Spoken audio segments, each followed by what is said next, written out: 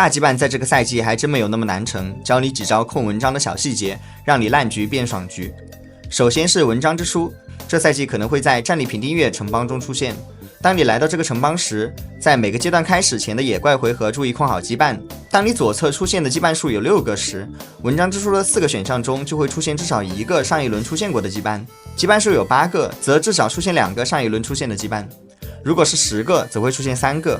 口诀就是6开1、8开2、10开3、12开4。你可能会疑惑，多激活羁绊的确让文章之书之中可能出现目标转职的栏位变多了，但同时也让总池子变大了呀。之前是6个羁绊选1个，现在变成了8个羁绊选1个，选2次，这会让实际开到目标转职的机会变小吗？算一下就知道了。假定只有1个转职，比如魔神转是我想要的，6开1是 C61 17%的概率开出，如果控到8个羁绊，则是2乘 C81 25%的概率开出，控到10个羁绊，则是3乘 C11 30%的几率开出。所以羁绊数控的越多，那开出目标转职的概率就越大。让抽奖概率变大的方式不仅有增加抽奖次数，还可以减少干扰项及减少分母。你可以往左侧羁绊中加一些本身没有转职的羁绊，比如龙族、伍菲卡的专属羁绊等。这个赛季这种羁绊相对较少，之前赛季有尊者、迅捷射手等等，用来控文章比较好用。其次是选秀的金铲铲，之后还会有金锅锅。如果你本身没有高连胜的质量，且确定拿到铲子就能锁，那不如在前3个回合以及3阶段选秀前，把自己的容错控制在第1轮选秀位次。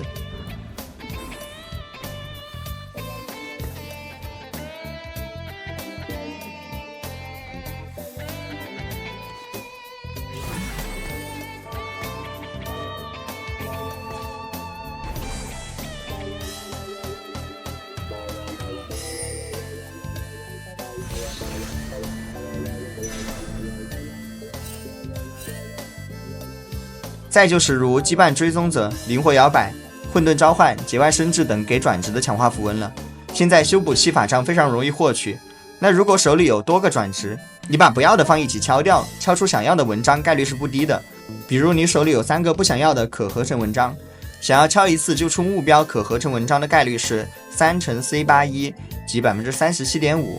如果有2个敲，那敲2次能出的概率就是 75% 了。打到最后不开大羁绊就打不过了，但选秀有不相关的转职时，也可以拿来敲掉碰碰运气。手里没有敲，也可以在下一轮刷修补器法杖。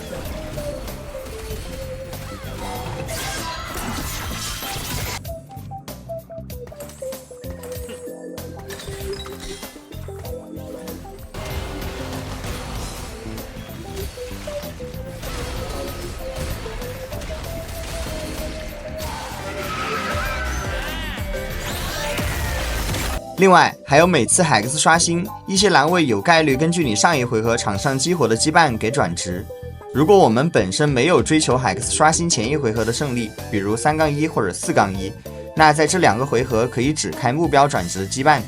只要不出银色强化符文，那就有概率刷到你想要的转职。当然即便没有刷到，这样的操作也避免了刷出不相关的转职，污染海克斯刷新库。